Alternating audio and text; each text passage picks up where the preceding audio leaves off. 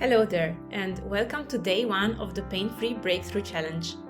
In this challenge, which will run over 4 days, I will go through the basics of mind-body syndrome, of mind-body healing for chronic pain and other symptoms.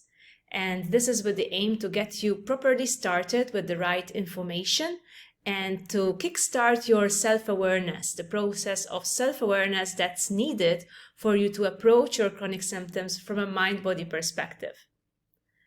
So, first things first, my approach is based on Dr. Sarno's TMS, tension myoneural syndrome theory, and backed up by further tools and evidence from the fields of neuroscience and psychology.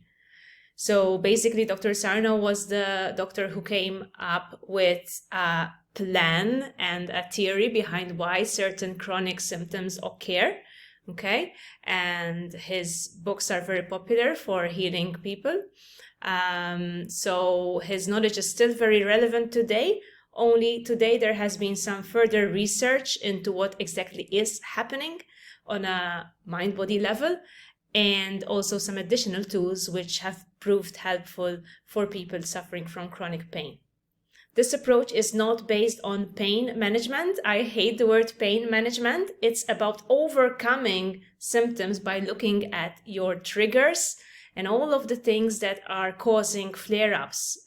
So triggers can be activities, they can be emotional situations, events, okay? But I'll be going more into detail into this in day 3. So today I just wanted to explain what we mean by the mind-body connection, okay? Because I know a lot of people think that they're aware of what it means, but really few people are aware that mind-body cannot really be separated, okay? So it's body-mind, mind-body, the two cannot be separated. And I'd just like to give you a little example, okay, to really make sure that you get this. So I want you to think back to a time when you were really nervous about something. Maybe you were going to give a presentation or a speech, okay, maybe you had an interview. And I want you to remember a time when you were so nervous and excited that you started to feel physical symptoms. So these physical symptoms could be an increased heart rate, like your heart pounding in your chest. They could be sweaty palms or sweat in general. It could be shaking. Maybe you were holding onto a piece of paper and you noticed that your hands actually started to shake. It could be also digestive issues like IBS, needing to go to the bathroom quickly. So I'm sure a lot of you can relate to a situation like this, okay? When you were in an extreme emotional state of panic or fear, and you felt real physical symptoms in that moment, okay? And this shows you that really and truly, the two, the mind and the body, can't be separated because it's an emotional experience, okay? So the nervousness, the fear, that's causing real physiological symptoms. And you weren't imagining the shaking, you were really shaking. You weren't imagining the increase in heart rate. Your heart rate really increased for that time until the speech was over, the presentation was over, and it got back to normal, okay? So there were real physiological changes, okay? So all over the body sometimes that occurred due to an intense emotional experience, okay? And it could also be a positive experience. Maybe you were really positively excited about something and you could feel butterflies in your stomach. Maybe you still had digestive issues, okay? All sorts of stuff happening when we are in a specific emotional state.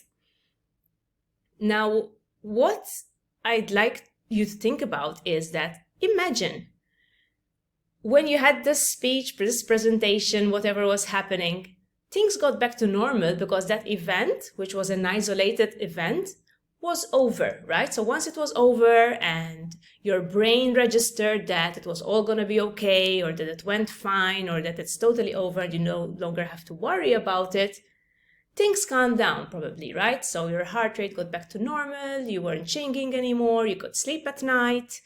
So that was all fine. But think about it. What if you have been experiencing this stress over the long term? think about how many physiological changes might be taking place, how many physiological events, let's call them, might be taking place as a result of certain tension you might be carrying inside. Okay, let's say something happened and you're still really, really scared that it's gonna happen again. And you're carrying around that fear, that tension, okay?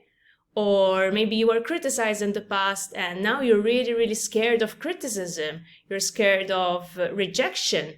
So you're carrying around that fear on a daily basis, okay?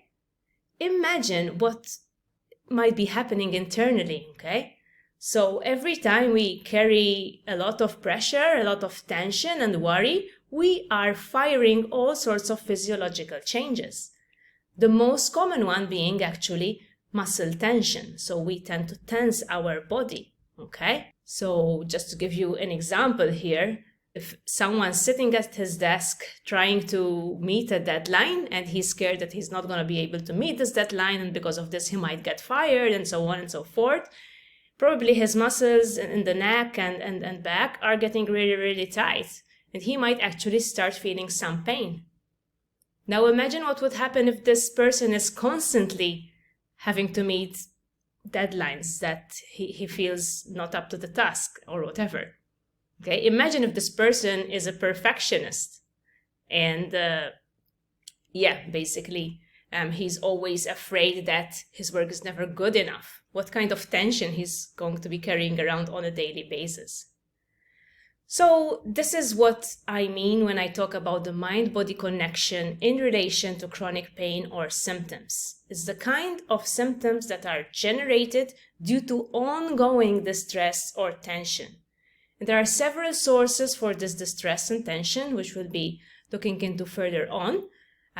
But for now, I'd just like you to consider this idea, because most people come to this work with skepticism, telling me like, but how could my emotions be causing these severe physical symptoms, Miriam?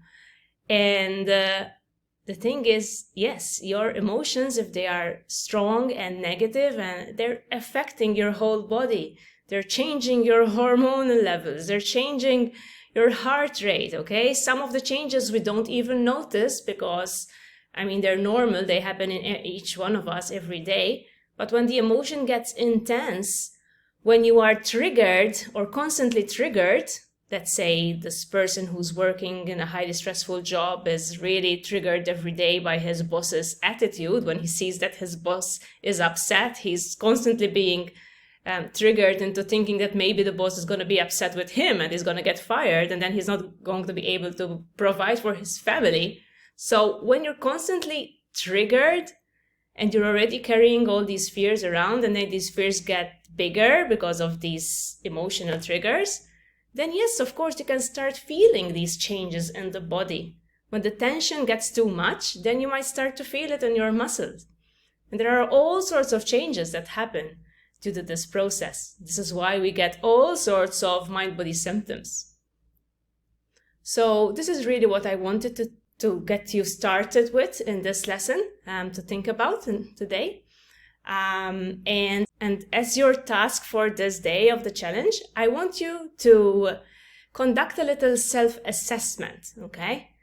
Because some of the time we are aware of what triggers us or what's stressing us out, but sometimes we have to do a little self-assessment to see really where are we satisfied in life and where are we not satisfied.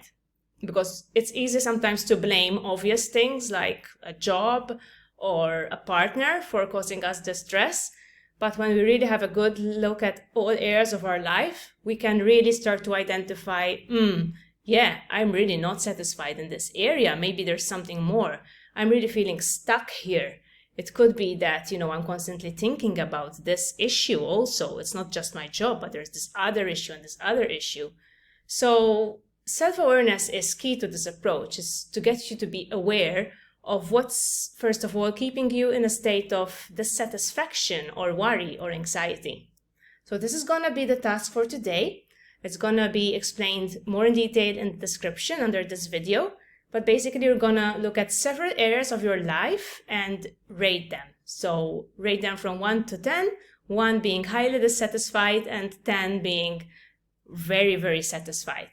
So it's just so you can get clear on what areas you might need to be exploring as you pursue your healing journey.